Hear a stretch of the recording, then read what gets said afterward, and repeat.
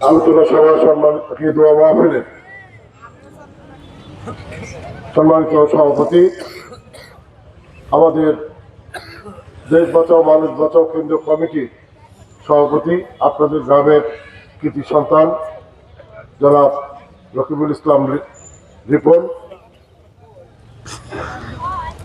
উপস্থিত আজকের অনুষ্ঠানের প্রধান অতিথি আমাদের প্রিয় নেতা এই জনপদের সাবেক লড়াই সংগ্রামে বাংলাদেশ জাতীয়তাবাদী দলের এই দুঃসময় যে কান্ডারির মতন আমাদেরকে আগলে রেখেছিলেন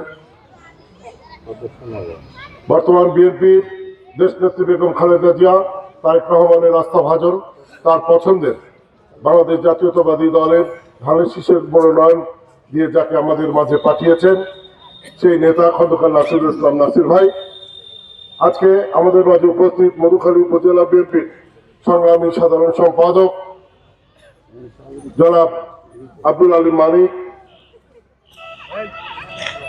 আমাদের সাবেক বিএনপির সাধারণ সম্পাদক মুন্সি আক্তার হোসেন ভাই, আমাদের মাঝে উপস্থিত যুব দলের সভাপতি সেক্রেটারি, কৃষক দলের সভাপতি সেক্রেটারি, ছাত্র দলের সভাপতি সেক্রেটারি, ওলামা দলের সভাপতি সেক্রেটারি এবং রিয়াকুত ভাই সাবেক মেম্বার, আপনাদের ইউনিয়নের কৃতি সন্তান এবং বিএনপির বর্তমান কমিটির ভাইস প্রেসিডেন্ট লিয়াকত মেম্বার সাহেব সহ আমাদের এই আশাপুর গ্রামের আমার শ্রদ্ধেয় মুরব্বীবৃন্দ এবং এলাকার যুবক ভাইয়েরা, ছাত্র ভাইরা, আসসালামু আলাইকুম এবং হিন্দু ভাইদেরকে নমস্কার। আজকে আমরা ভোটের জন্য আসিনি, আমরা এখানে এসেছি দোয়ার জন্য। আমাদের নেত্রী বেগম খালেদা জিয়া, তার উপরে যে অমানবিক নির্যাতন বিগত সরকার আপনারা দেখেছেন করেছে, এদেশের তিনবারের প্রধানমন্ত্রী তাকে ভিটে ছাড়া করে তার যে ঘর সে ঘর থেকে বের করে দিয়েছিল শেখ হাসিনা। আজকে শেখ হাসিনা এই অভিশাপ কোরানোর কারণে আজকে শেখ হাসিনা শুধু ভিটে ছাড়া না, তাকে দেশ ছাড়া হতে হয়েছে। আমাদের সেই মনীষী নারী, আমাদের গর্বের ধন, আমরা যার আদর্শকে উদ্বুদ্ধ করে আমরা বুকে ধারণ করি, আমাদের সেই দেশনেত্রী বেগম খালেদা জিয়া আজকে চরম অসুস্থ। আমরা এই অসুস্থ মায়ের জন্য দোয়া করছি। এখানে তার কোন ছেলের ফরিয়াদ আল্লাহ কবুল করেন, তার মাধ্যমে যাতে আল্লাহ সুস্থতা দান করেন, আমরা সব জায়গায় তার জন্য দোয়ার আয়োজন করছি।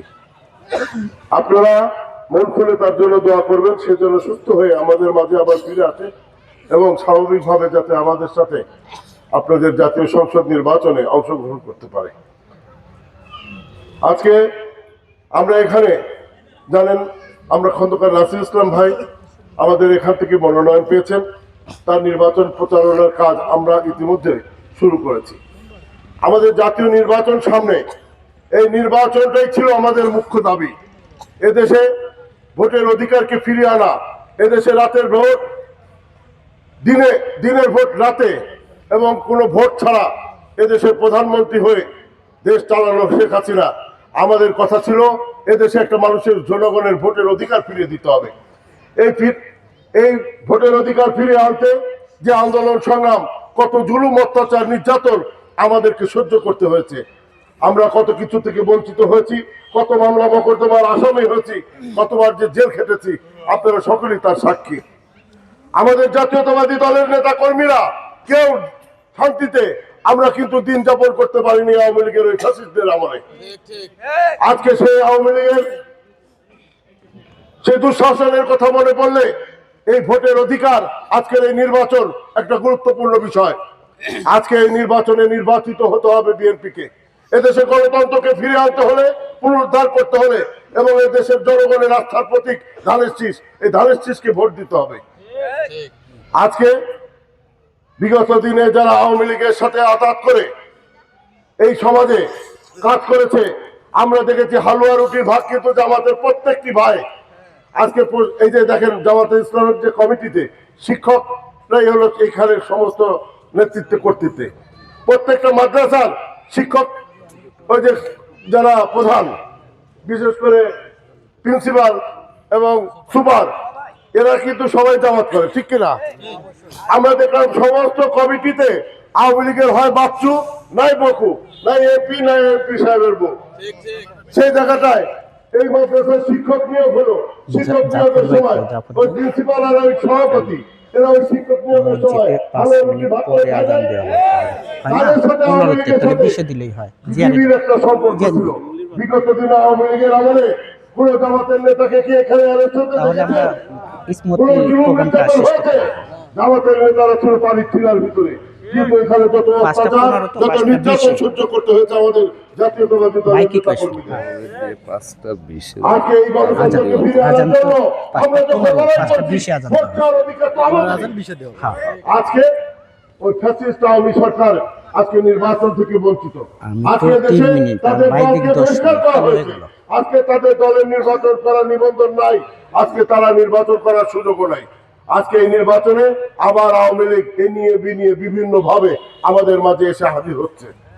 আপনারা দেখছেন গভীর ষড়যন্ত্র করে আজকে স্বতন্ত্রের নামে আজকে আওয়ামী লীগ তার উপদেষ্টা মন্ডলীর সদস্যকে আজকে এখানে প্রার্থী করবার জন্য খায়েশ যাচ্ছে। আজকে এই এলাকার শিল্পপতি, আমি তার উদ্দেশ্যে বলতে চাই, আপনি আমাদের ভাই। আপনি কয়েকদিন আগে একটা বক্তব্যে বলেছেন আপনি জামালপুর ইউনিয়ন ছাত্র দলের আপনি সেক্রেটারি ছিলেন, আপনি সভাপতি ছিলেন। যদি বিএনপি করে থাকেন তাহলে বিএনপির প্রার্থীর পক্ষে আপনাকে কাজ করতে হবে। দলের সিদ্ধান্ত অমান্য করলে দল থেকে বহিষ্কৃত হবে। আপনি তো আমাদের দলেরই কেউ না। আপনি কে? আপনি আওয়ামী লীগের উপদেষ্টা মন্ডলীর সদস্য। তাহলে আওয়ামী লীগের উপদেষ্টা মন্ডলী সারা বাংলাদেশে আওয়ামী লীগ নির্বাচনে অংশগ্রহণ করার কোনো সুযোগ নাই, তাহলে উপদেষ্টা কিভাবে নির্বাচন করে? আইনের ভিত্তি আছে কিনা? তা সেই হিসাবে আপনাদেরকে মনে রাখতে হবে, ওই ঢাকায় বসে ওই আব্দুর রহমান লন্ডনে বসে উপদেশ দিচ্ছে তাকে, আর তার ওই যে ট্যান্ডেল আছে না, বকু, জাহিদ, মুরাদ, লিমন, এই সমস্ত কয়জন ওরা এই দেশে আসতে পারে না, এই দেশে আসার তাদের ক্ষমতা নাই। আজকে ওই ঢাকায় বসে ষড়যন্ত্র করে আব্দুর রহমান ওই যে বাসা খানের অফিসে ভিডিও ফুটেজে দেখবেন, সে জায়গাটায় লিমন, এই বকু, এই মুরাদ, জাহিদ, আওয়ামী লীগের যে সমস্ত পলাতক আসামিগুলো আছে, দুর্নীতিবাজ, সব কয়টা বসে এখানে তাকে প্রার্থী ঘোষণা করছে। আজকে এই দুর্নীতিবাজের প্রার্থী আজকে এই জায়গাটায় কি এই ফ্যাসিস্টের প্রার্থী এখানে নির্বাচন করার কোন সুযোগ আছে? আমাদের জীবনের রক্ত থাকতে এখানে এই ধরনের ষড়যন্ত্র বাস্তবায়ন হতে আমরা মধুখালীতে দেব না। আমাদের রাতের ঘুম যারা হারাম করেছো, আমাদেরকে যারা মামলা মকদ্দমা দিয়ে জেল খাটিয়েছো, আমরা যারা অসংখ্য মামলায় মকদ্দমায় আমরা জর্জরিত ছিলাম, আমাদের নির্বাচনের রেজাল্ট নির্বাচিত হওয়ার পরেও তোমরা আমাদেরকে দাও নাই। আজকে সেই লোকদের এই দেশে কোনো নির্বাচন করার কোনো সুযোগ নাই।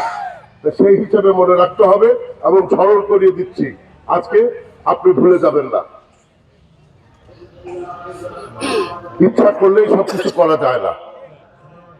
তার জন্য আপনাদেরকে সকলকে সজাগ দৃষ্টি রাখতে হবে এবং সকলে আগামীতে দেখা হবে, আমরা রাজনৈতিকভাবে রাজনীতির মোকাবেলা করব। আমরা কোনো ভাই আমি তো আপনার আগে একটু দিলাম। হ্যাঁ।